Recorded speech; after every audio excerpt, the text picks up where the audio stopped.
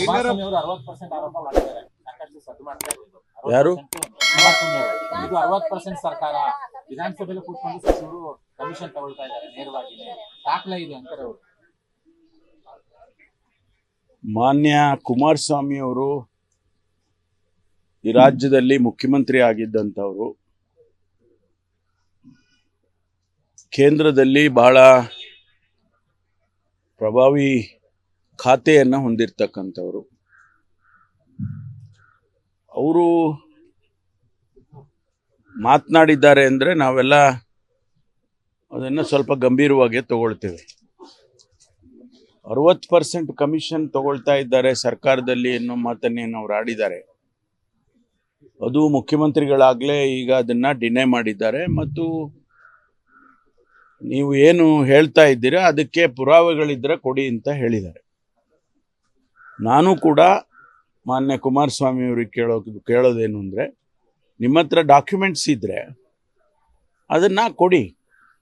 ಯಾರು ತಗೊಂಡಿದ್ದಾರೆ, ಯಾರು 60% ಕಮಿಷನ್ ತಗೊಂಡಿದ್ದಾರೆ ಅದನ್ನು ಎಕ್ಸಾಮಿನ್ ಮಾಡಿಸೋಣ, ತನಿಖೆ ಮಾಡಿಸೋಣ. ಮತ್ತು ಅವ್ರು ಯಾರು ತಗೊಂಡಿದ್ದಾರೆ ಒಂದು ವೇಳೆ ಪ್ರೂವ್ ಆದರೆ ಅವ್ರ ಮೇಲೆ ಕ್ರಮನೂ ತಗೊಳ್ಳೋ. ಸುಮ್ಮನೆ ಗಾಳಿನಲ್ಲಿ ಗುಂಡು ಹೊಡೆಯೋದು ಬೇಡ. ನಿಮ್ಮ ಹತ್ರ ಡೆಫಿನೆಟಿವ್ ಪ್ರೂಫ್ ಇದ್ದರೆ ಅದನ್ನು ಕೊಡಿ ಅಲ್ಲ.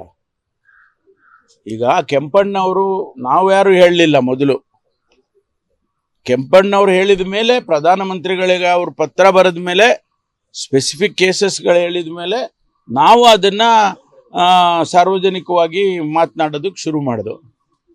ಆ ರೀತಿ ನಿಮ್ಮ ಹತ್ರ ಏನಾದರೂ ಇದ್ದರೆ ಅದನ್ನು ಸ್ಪೆಸಿಫಿಕ್ ಆಗಿ ಹೇಳ್ಬೋದಲ್ಲ. ಅದನ್ನು ನಾವು ಖಂಡಿತವಾಗಿ ಸೀರಿಯಸ್ ಆಗಿ ತಗೊಳ್ತೀವಿ. ಒಂದು. ಎರಡನೇದು, ನಾನು ಕುಮಾರಸ್ವಾಮಿ ಅವರಿಗೆ ನಾನು ವೈಯಕ್ತಿಕವಾಗಿ, ಯಾಕಂದರೆ ನಾನು ಅವ್ರ ಜೊತೆಯಲ್ಲಿ ಕೆಲಸ ಮಾಡಿದ್ದೀನಿ. ಅವರು CM ಇದ್ದರು, ನಾನು ಡೆಪ್ಯೂಟಿ CM ಇದ್ದೆ ಕೋಲಿಷನ್ನಲ್ಲಿ. ನಾನು ಅವರಿಗೆ ಮನವಿ ಮಾಡೋದೇನಪ್ಪ ಅಂತ ಹೇಳಿದ್ರೆ, ರಾಜ್ಯಕ್ಕೆ ಯಾವುದಾದ್ರೂ ಒಂದು ದೊಡ್ಡ ಕೈಗಾರಿಕೆಯನ್ನು ತಗೊಂಡು ಬನ್ನಿ. ನೀವು ಕೈಗಾರಿಕಾ ಸಚಿವರು ಹೌದು, ಮತ್ತು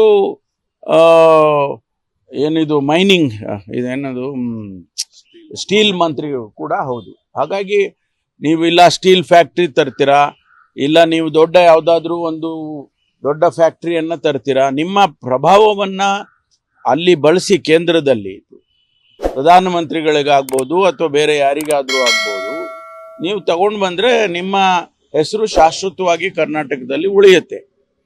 ಜೊತೆಗೆ ನಮ್ಮ ಏನು ಪೂರ್ವಜರು ಮಾಡಿದ್ದು, ವಿಶ್ವೇಶ್ವರಯ್ಯನವರು ಸ್ಥಾಪನೆ ಮಹಾರಾಜರಿಂದ ಪ್ರಭಾವಗೊಂಡು ಅವರು ಮಾಡಿದ್ದಂಥ ಭದ್ರಾವತಿ ಸ್ಟೀಲ್ಸ್ ಏನಿದೆ ಸೊರಗ್ತಾ ಇದೆ. ಇವತ್ತು ಅಲ್ಲಿ ಜನರಿಗೆ ಭಾಳ ಜನನ್ನ ಅವರು ತೆಗೆದುಹಾಕಿದ್ರು. ಆ ಫ್ಯಾಕ್ಟ್ರಿ ಮುಚ್ಚುವಂಥ ಸ್ಥಿತಿಯಲ್ಲಿದೆ, ಅದು ಪರ್ಮನೆಂಟಾಗಿ. ಅಂಥದ್ದನ್ನು ನೀವು ಏನಾದರೂ ಮಾಡಿ ಅದನ್ನು ರೆಜುವಿನೇಟ್ ಮಾಡಿ, ಸಾವಿರಾರು ಜನರಿಗೆ ಕೆಲಸ ಕೊಡೋಂಗೆ ಮಾಡಿ, ಮತ್ತು ಬೇರೆ ಬೇರೆ ಹೊಸ ವಿಚಾರಗಳಿದ್ದಾವೆ. ಏನು ಹಿಂದಿನ ಏನೋ ಸ್ಟೀಲ್ ಮ್ಯಾನುಫ್ಯಾಕ್ಚರಿಂಗ್ ಆಗಬೇಕು ಅಂತಿತ್ತಲ್ಲ, ಅದೇ ಇರಬೇಕು ಅಂತೇನಿಲ್ಲ. ಬೇಕಾದಲ್ಲಿ ಈಗ ನಮ್ಮಲ್ಲಿ ಮಿಟ್ಟಲ್ ಅಂತ ಇದ್ದಾರೆ, ಲಕ್ಷ್ಮಿ ಮಿಟ್ಟಲ್ ಅಂತ ಇದ್ದಾರೆ. ಅವರೆಲ್ಲ ದೊಡ್ಡ ಇಂಟರ್ನ್ಯಾಷನಲ್ ಲೆವೆಲ್ಲಿಗೆ ಹೋಗ್ಬಿಟ್ರು. ರಷ್ಯಾದಲ್ಲೆಲ್ಲ ಸ್ಟೀಲ್ ಫ್ಯಾಕ್ಟ್ರಿಗಳನ್ನು ಕೊಂಡ್ಕೊಂಡು ನಡೆಸ್ತಾ ಇದ್ದಾರೆ. ಆ ರೀತಿ ನೀವು ಅವ್ರನ್ನೆಲ್ಲ ಕರ್ಕೊಂಡು ಬಂದು ಕರ್ನಾಟಕದಲ್ಲಿ ನೀವು ಒಂದು ಎಸ್ಟಾಬ್ಲಿಷ್ಮೆಂಟ್ ಮಾಡಿದರೆ ಒಳ್ಳೆಯದು.